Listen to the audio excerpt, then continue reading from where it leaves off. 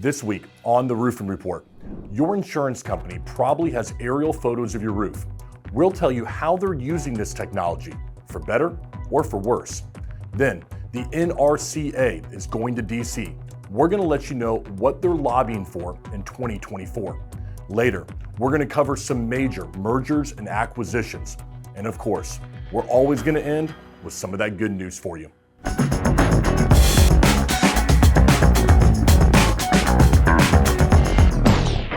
Hey guys, welcome to the Roofing Report. We've got a lot of industry updates coming for you this week. But first, take a second, go right below this video, and make sure you hit that like button. It really helps us out with the algorithm, and it lets us know that you're enjoying the content that we make every week. And if you have stories for us, something you want to see us cover, send them over to Sydney@roofinginsights.com. You can also email Cindy if you're interested in sponsoring the show or you'd like to appear on our podcast. Again, that is Sydney@roofinginsights.com. And now, let's get to the news. Tools and tech. Our first story might surprise you. A lot of homeowners have no idea it's even happening. Insurance companies are using planes, drones, and balloons to take pictures of people's roofs. Now in roofing, we know aerial imaging is nothing new. But what is new is how insurance companies are using it to cancel policies. One homeowner told the Wall Street Journal that she wasn't allowed to see the photos that got her dropped. She paid for an independent inspection that proved her roof would last another 10 years, but they dropped her anyway. It's not just homeowners complaining about this either. One former employee at Farmers Insurance said she quit because of how these pictures were being used.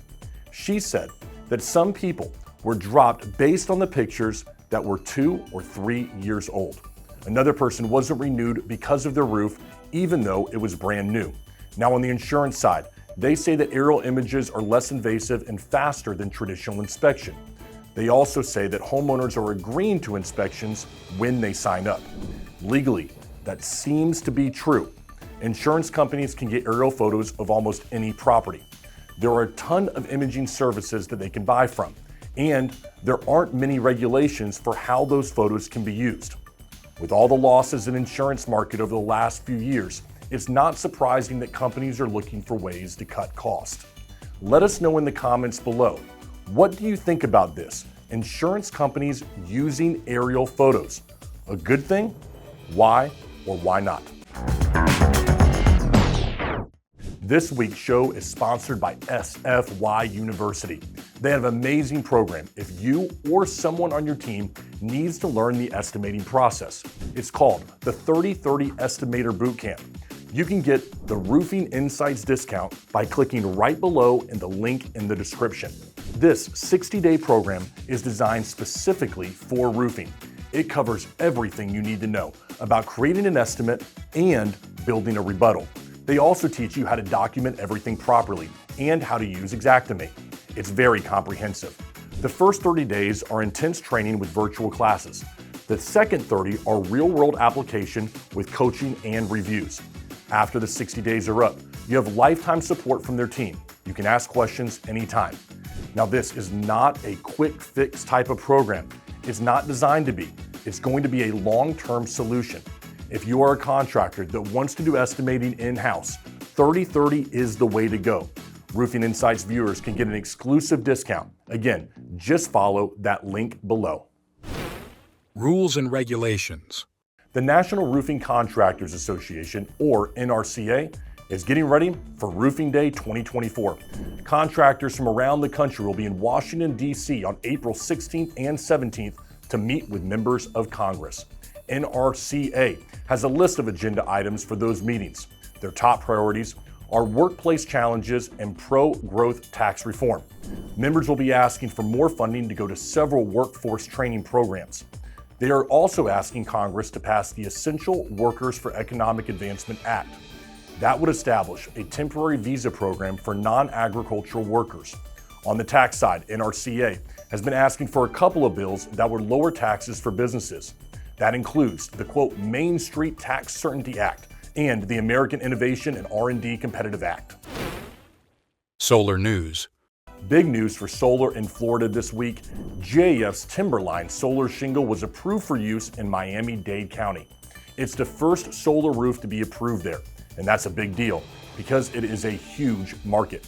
Miami-Dade is the most populous county in Florida and the 7th most populous nationwide, with over 2 million people that live there. They are also known for very strict building codes, so approval really matters here. Before this, you could get traditional solar panels, but there is no way to get that seamless look that GAF is offering with this product. And GAF just got this approval before the Tesla solar roof, which is their main competitor. With all the problems Tesla's solar roof has had in the past year, this could be a sign that GAF is taking over in this high-end market. We want to know from you below, have you used products like GAF or others this seamless solar look? In your opinion, is this the future or is Tesla leading the market? Now, I know many of you have said that Tesla's product is complicated, convoluted to use. What are your thoughts on these products here? Are they easier to install? And do you see this as the future of solar and roofing integrating together? Comment below. Mergers and acquisitions. This next one is going to be a speed round. Here are a couple mergers and acquisitions and partnerships that have been announced. First, LB Capital is partnering with CJC Roofing out of Salt Lake City. If you're not familiar, LB Capital is run by Lance Bachman. He's not a private equity firm, but he prepares companies for sale. Dimitri interviewed him a couple of weeks ago on Business Hats. I highly recommend you head over there and listen to that interview if you haven't already. Moving on. First Onsite Property Restoration has acquired All Restoration Solutions. That will give them 3 new locations in Georgia and a 4th in South Carolina. First Onsite is one of the biggest disaster recovery contractors in the commercial space. This acquisition is right in their target market. In the final announcement, ABC is acquiring Herman's Supply Company. That gives them 11 new locations in Ontario, Canada. Ontario is a new market for ABC, but they have been making moves into Canada for the last few years. They just acquired All Canadian Building Products in March. That is their 8th acquisition in British Columbia to date. Insurance. Up next is a story about the insurance crisis in Florida. Now I know what you're thinking, and it's actually going to be a positive story in this case.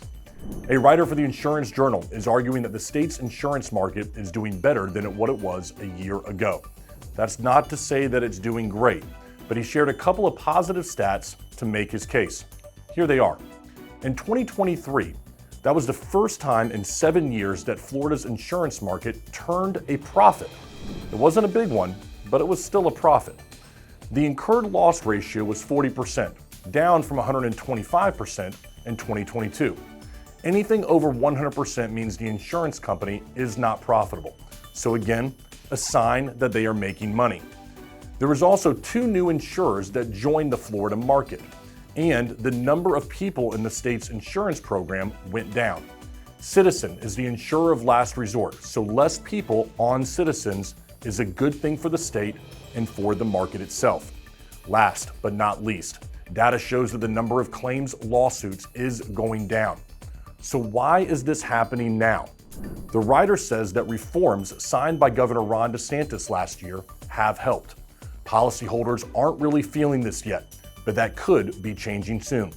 The Florida Insurance Commissioner said he's hopeful that rates will stabilize in the next few months. Also, that said, the real test will come this summer and fall when hurricane season hits. In the last 4 years, laws like Senate Bill 76 and House Bill 837 were passed here in the state of Florida. Those bills required insurance companies to tell Floridians their numbers. Unfortunately, that hasn't happened. I want to know from you though, would it make a difference? Or are just knowing the numbers of the insurance market like we just talked about enough to understand what is happening in the state? We want to know from you below. Good news. Now you know we have to end with some good news. There was a solar eclipse last week and roofers were posting about their views all over social media, but we really liked this one from Gunner Roofing. This is a reminder, folks, you got to have a little bit of fun out there.